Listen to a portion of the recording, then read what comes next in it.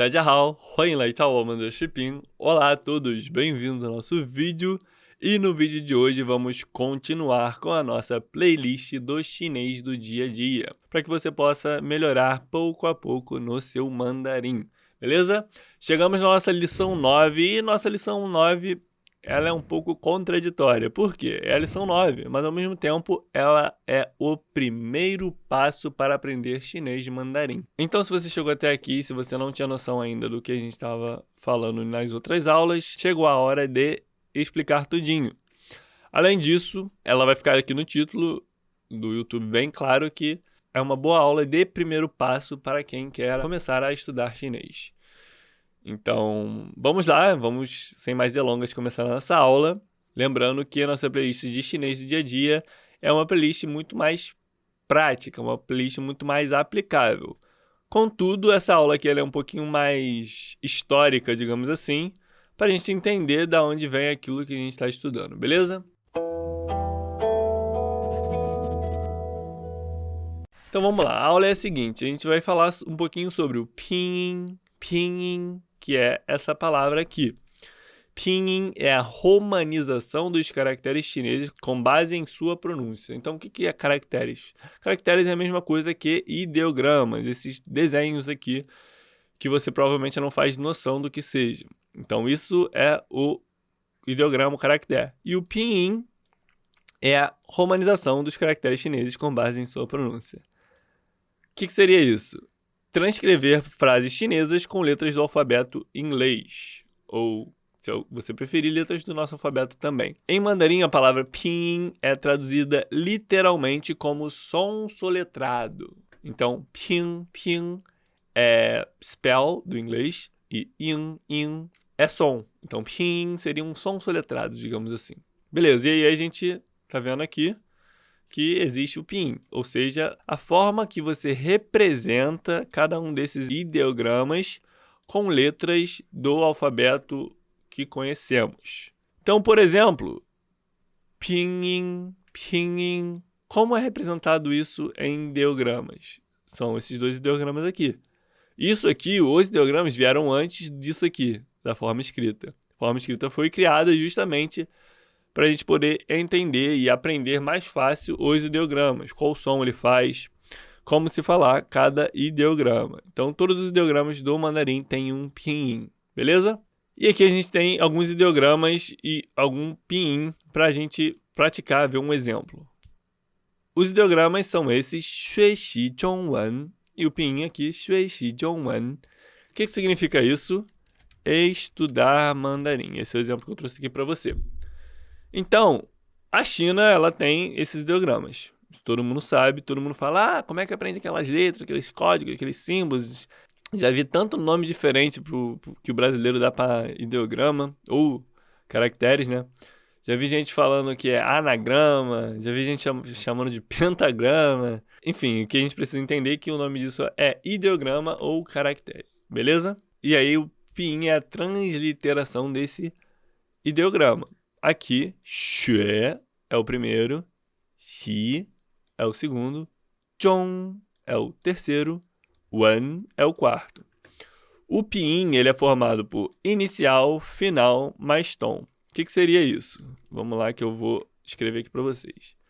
No caso do xue, o que é a inicial? É o x. Então, x, a primeira letra, é a inicial. Depois disso, o ue é a final, então é a parte final do pinyin. E o tom é esse tracinho que fica aqui em cima, que parece mais um acento. O pessoal fala, acento agudo. Não, é o tom. No caso aqui é o segundo tom. Então, de novo, outro exemplo. Xue foi o primeiro, agora é xi. X é a inicial. I é a final. E o tom é o segundo tom também. Beleza? Outros exemplos, olhando aqui para cima. Zhong. O que é isso? ZH é a inicial, on é a final. O tom é o tracinho que tem em cima, aqui é o primeiro tom, por isso que a pronúncia fica zhong, beleza? E aqui o último exemplo, o W é a inicial, o EN são as finais e o tracinho para cima, que a gente chama de acento agudo, mas no mandarim não tem esse nome, é o segundo tom. Então, 学习中文. Isso aqui é o pinyin desses ideogramas que você está vendo aqui em cima, beleza? Então entendemos já um pouquinho sobre o que é o pinyin, beleza? Agora a gente vai ver um pouquinho sobre a história do pinyin.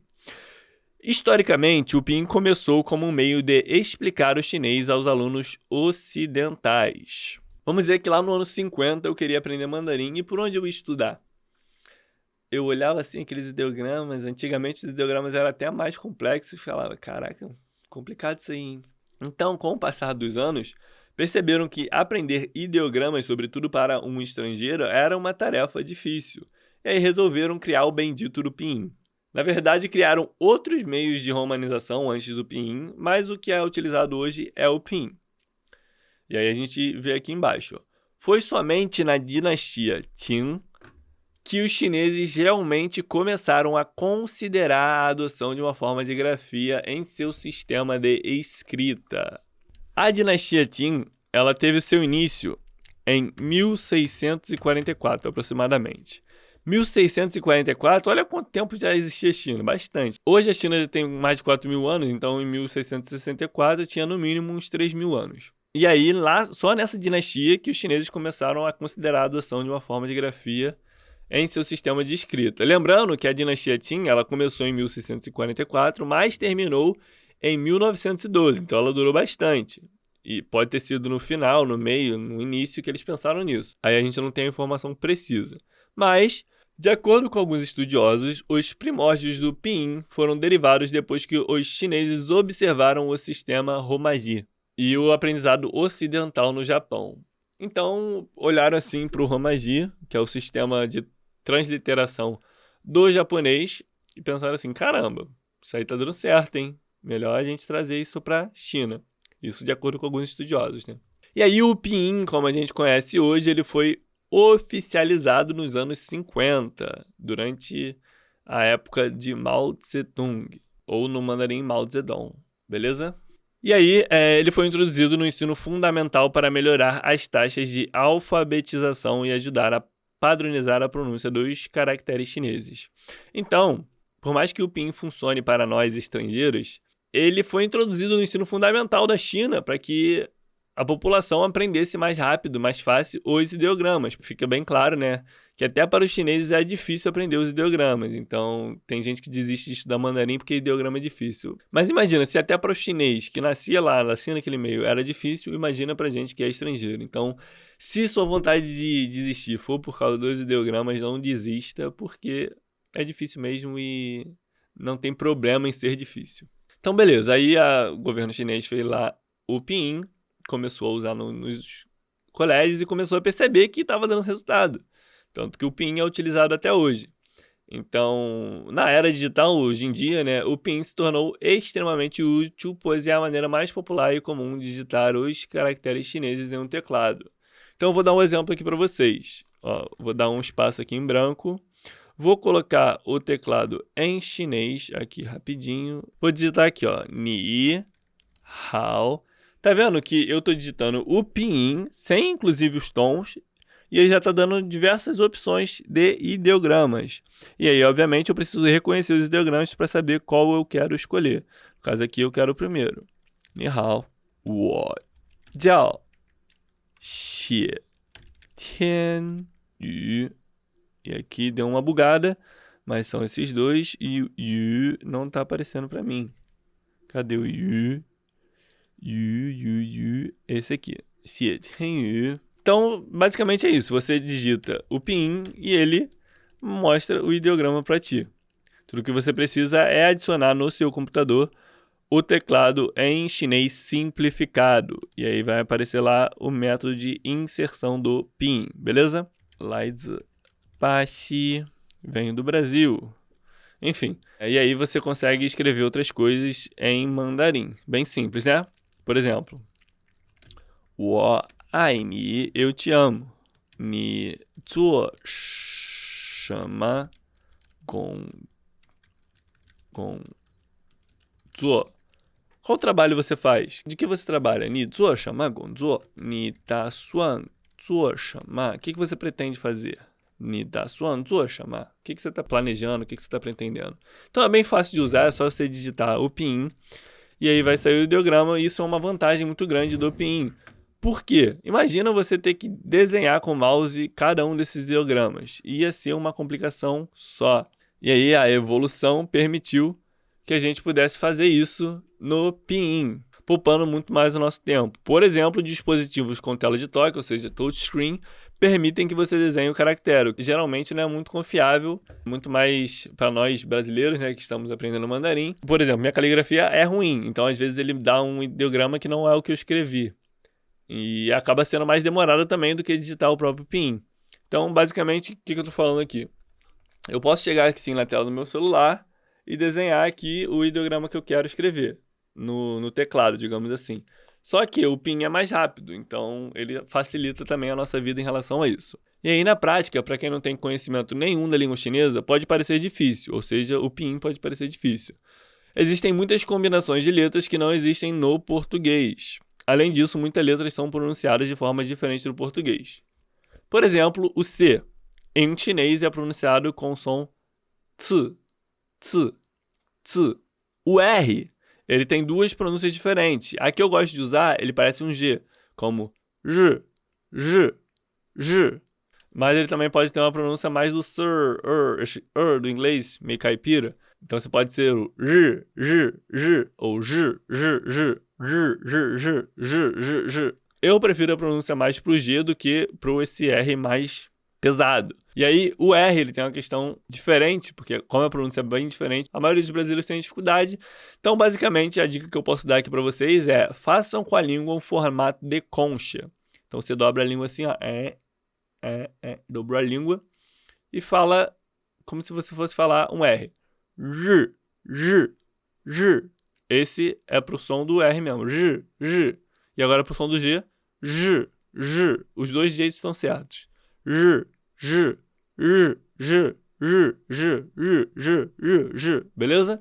Os 10 jeitos estão certos. São pronúncias possíveis desse R aqui. Eu prefiro mais com um jeitinho de G. J, J. Beleza? E o ZH, ele é um outro som também que não tem no português. Também precisa da língua dobrada. E lembra da palavra jeans? Então, você fala como se fosse a palavra jeans, ó.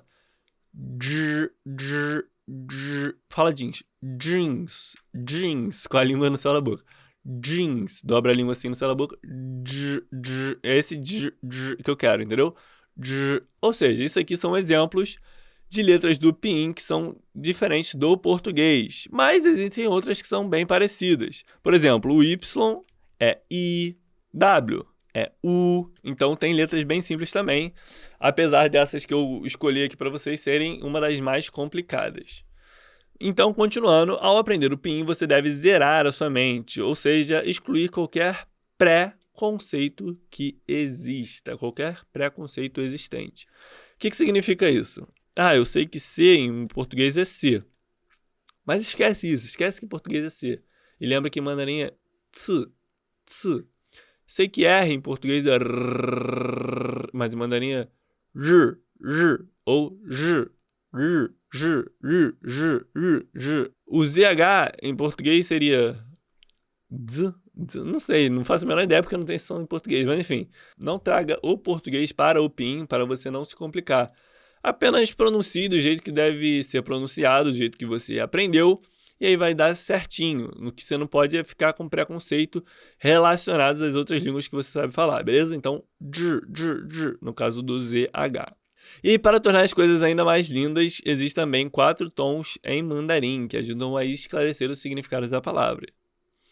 Quando escritos acentos ou números são frequentemente usados para demonstrar o tom. Ou seja, lembra que eu falei aqui, ó, que o pinyin é composto por inicial, final, mais tom? A gente deu uma olhadinha na inicial, agora a gente vai dar uma olhadinha no tom. O tom que é representado por esses, que a gente chama de acento, né, mas na verdade é o tom, ou por números. Por exemplo, aqui no primeiro tom, tem a inicial M, a final A e um do lado. O que isso significa? Ma, primeiro tom, por isso o número 1.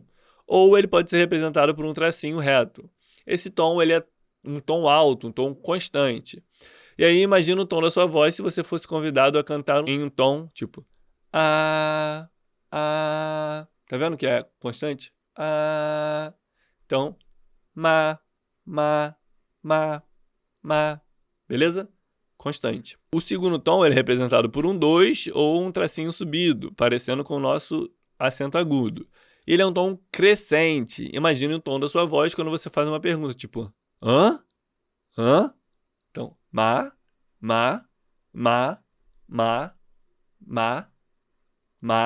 sem fazer cara de surpresa. Ma, entendeu? Primeiro, ma, segundo, ma.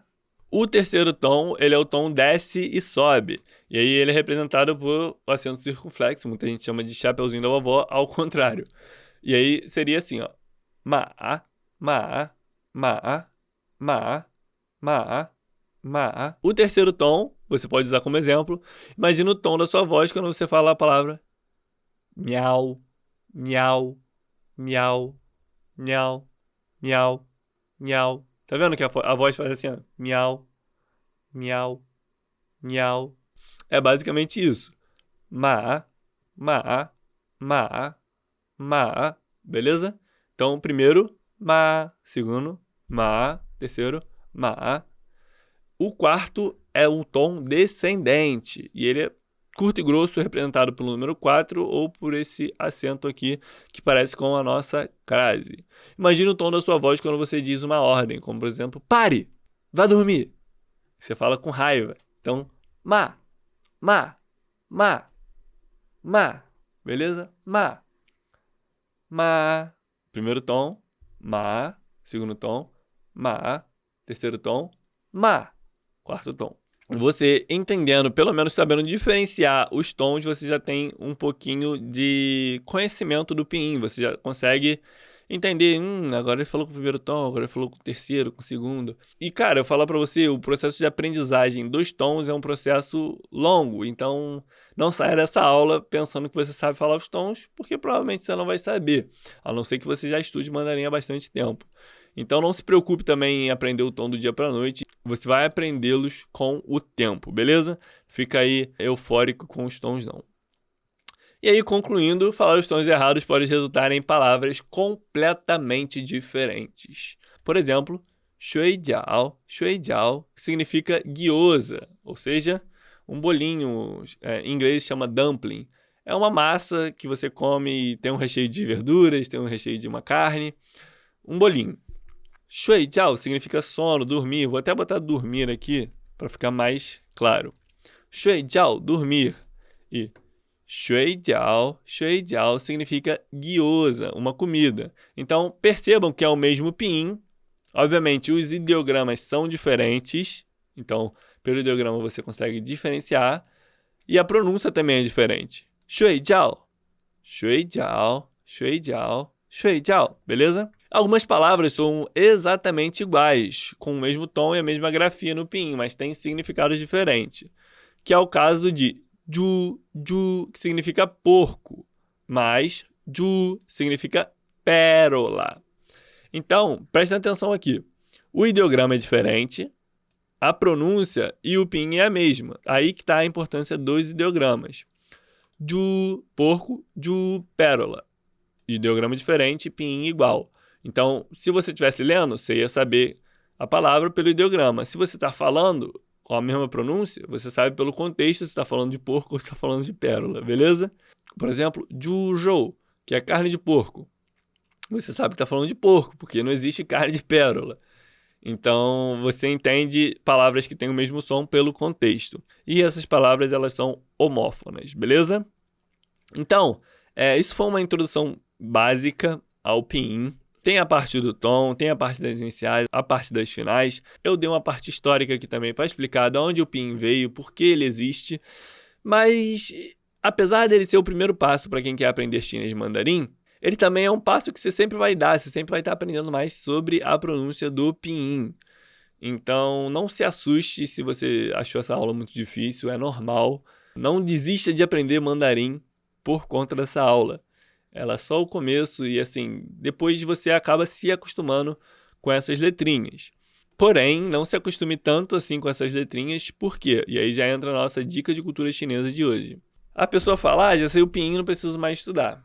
aí que mora o perigo. Porque na China eles não usam o pinyin. Eles só usam para ensinar, assim, para as crianças e tudo mais.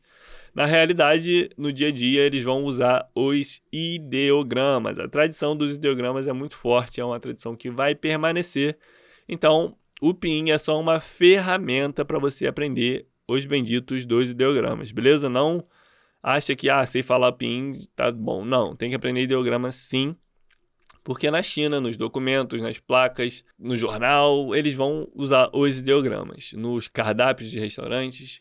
Então, aprenda ideogramas através da utilização do pinyin, beleza? E foi o que eu disse, não se desespere. Pinyin você vai aprendendo com o tempo, o tom você vai aprendendo com o tempo. O que você precisa saber é que ele existe e quais são suas características. Aprender a falar, você aprende conforme você for progredindo no mandarim, beleza? Muito obrigado pela sua participação. Se você gostou desse vídeo, deixe seu like aí embaixo, me siga nas redes sociais, ative o sininho das notificações para você não perder nenhuma novidade aqui no canal Lucas Mandarim. Até a próxima. 再见，下课。